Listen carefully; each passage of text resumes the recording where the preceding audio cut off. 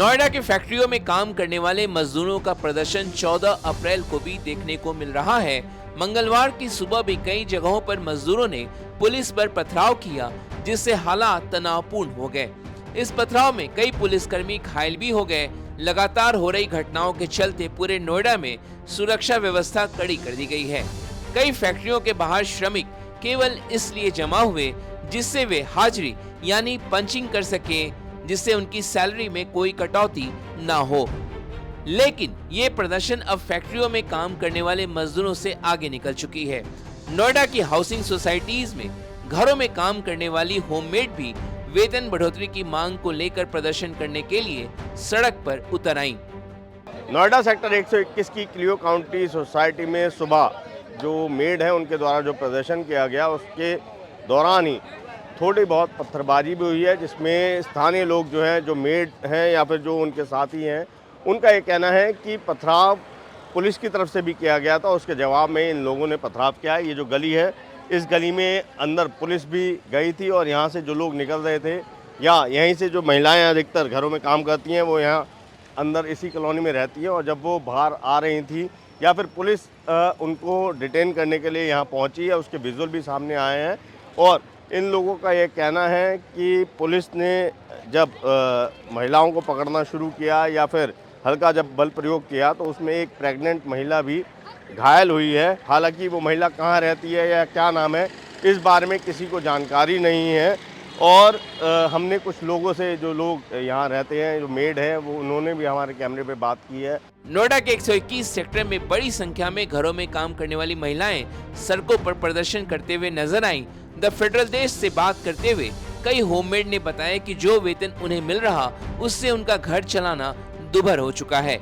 8 साल से जब से काम कर रही हूँ, तब से अभी तक हमारे 2500-3000 रुपए हैं, और वो आज भी वही रेट है। एक घर से वो आज भी और अभी भी वही रेट है। कितने देर का काम रहता है आपका? 2 घंटे, 2.5 घंटे, 3 घंटे ऐसे। एक बार या 2 से 3? 2 बार जाना पड़ता है, 2 बार जाना पड़ता है। एक बार सुबह जाना पड़ता है, एक बार शाम को जाना पड़ता है, और किसी किसी को 3 बार भी जाना पड़ता है। आपको इतनी सैलरी? 8 साल से मुझे यही सैलरी मिल रही। सब लोग अपनी मर्जी से बैठे हुए थे वहाँ पे, कोई किसी की मर्जी से नहीं बैठा था।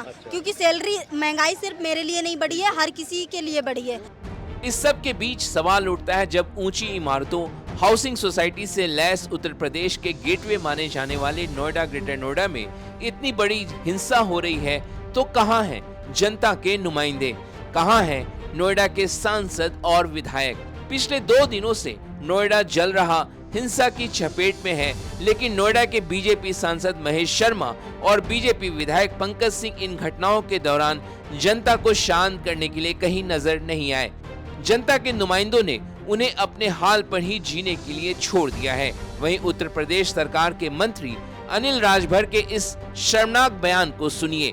कैसे नोएडा में श्रमिकों के वेतन बढ़ोतरी के प्रदर्शन को आतंकी साजिश और पाकिस्तान कनेक्शन के साथ जोड़ दिया। देखिए, जो नोएडा में हुआ है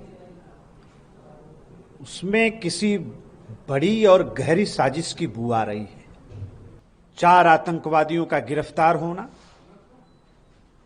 2 मेरठ और 2 नोएडा, और जो प्रथम चरण की जांच हमारी एजेंसियों ने किया है, इन आतंकवादियों का कनेक्शन पाकिस्तान से,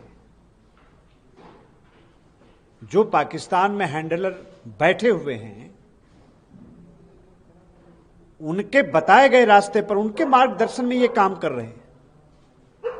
अभी जांच आगे बढ़ेगी तो आप देखिएगा, कोई भी बड़ा खुलासा हो सकता है। नोएडा में प्रदर्शन को लेकर समाजवादी पार्टी सुप्रीमो अखिलेश यादव ने फिर से प्रदेश की योगी आदित्यनाथ सरकार पर हमला बोला है।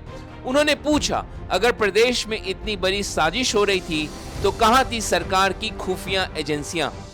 अभी नोएडा की जो बातचीत थी उससे कोई हल नहीं निकला। सुना ये है कि नोएडा में बड़े पैमाने पे अन्याय होने जा रहा है मजदूरों के खिलाफ। अगर अन्याय मजदूरों पर होगा और व्हाट्सएप पे क्या चला है, तो धीरे धीरे ये सरकार अगर जन भावना को दबाएगी तो वो कहीं तो अपनी बात रखेंगे। अभी तक की जो जांच में बात सामने आई है कि कुछ महिलाएं, जब जो मेड थी वो यहाँ पहुंची, तो उनको बाहर ही रोक दिया गया और कुछ महिलाओं द्वारा उनको भड़काया गया है, उकसाया गया है और फिर यहाँ का माहौल जो है तनावग्रस्त हुआ है। फिलहाल पुलिस यहाँ पर निगरानी बनाए हुए है और साथ ही साथ कानूनी कार्रवाई भी शुरू की जा चुकी है।